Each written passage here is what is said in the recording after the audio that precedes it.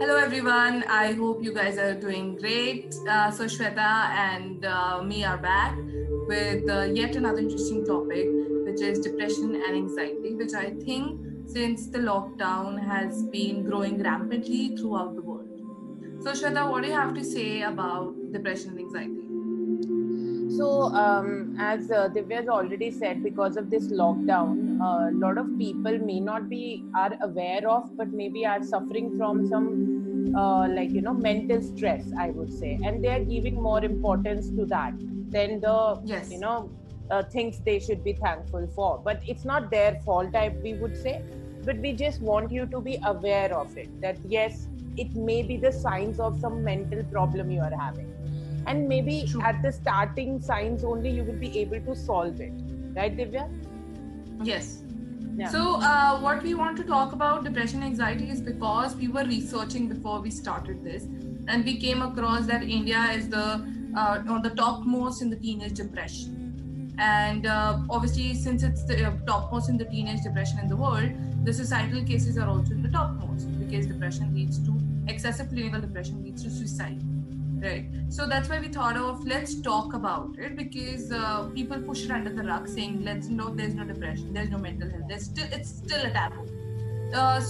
What are the symptoms of depression, and then we'll talk about what are the symptoms of anxiety because they're two different Yeah, things, they're true. not similar. For sure, Divya has already mentioned about India, but Divya, as we were discussing, the whole world, in the whole world, WHO has reported that 30 to 33% are actually suffering from Yes, depression, mostly yes, silently because they're not aware yes. of it, and most of them are women, and that's why we both want that they should be out of it, actually.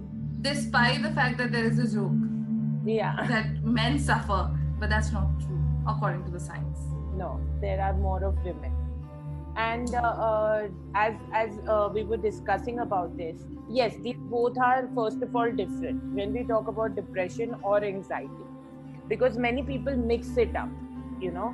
But for example, depression, I can say, is more of when people starts to over stress on something, and they start thinking about only that stress all the time, and it keeps on making a pile up.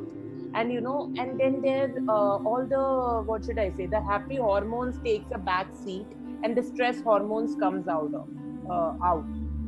to actually function, and they are like, what should I say, very low on energy.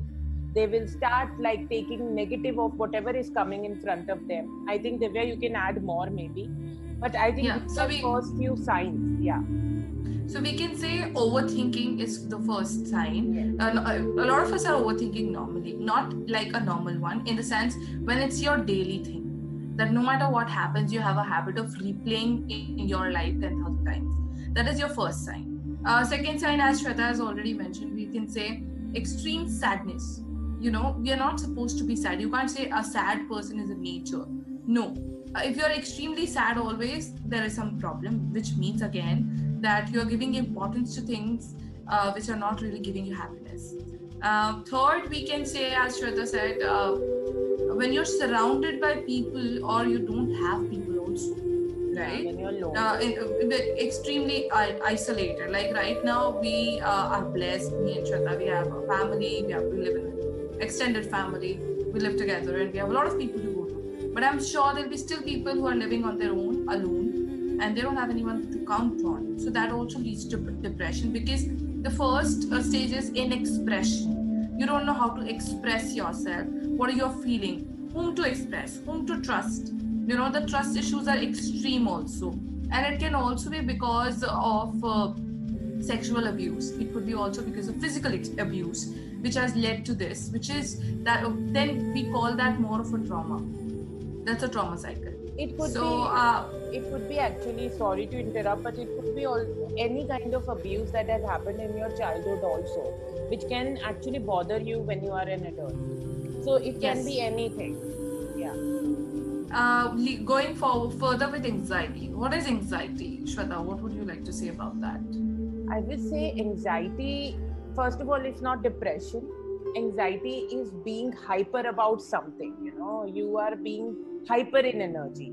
But towards the negative side more than the positive side. Obviously, if you are hyper in positively, it's like we both are, but we are not anxiety people. But if you So are can we say, have you ever suffered from anxiety, Shweta? No, I haven't. You have? Yes, I have. Okay.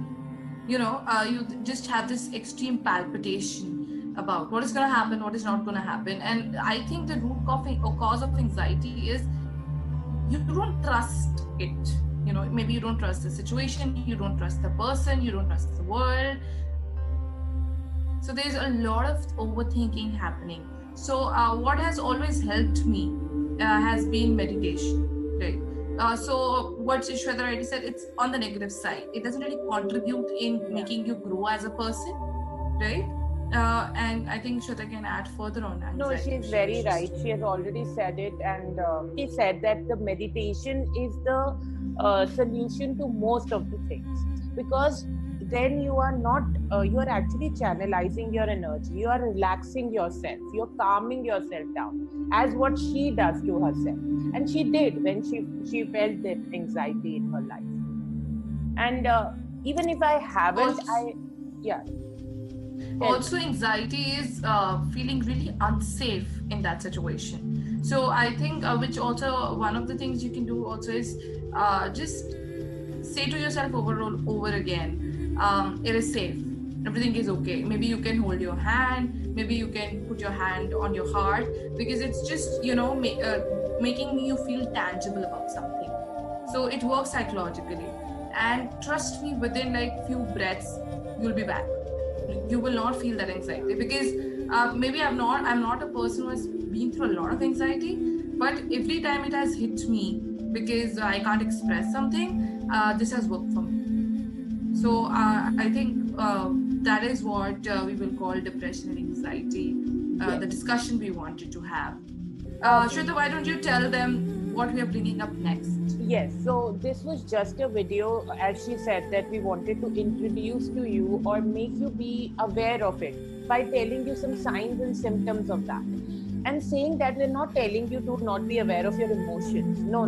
You be aware of your emotions, but if it is excess of it, then that are the first few signs. So just be aware of it. And secondly, we will be bringing you someone who has gone through depression in that person's life.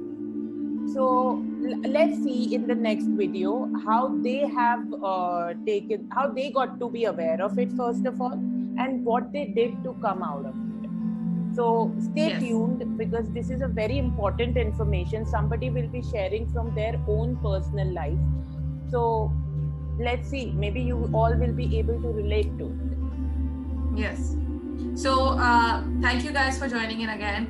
We'll see you soon. Yeah, bye-bye. Stay safe. Bye-bye. Stay safe.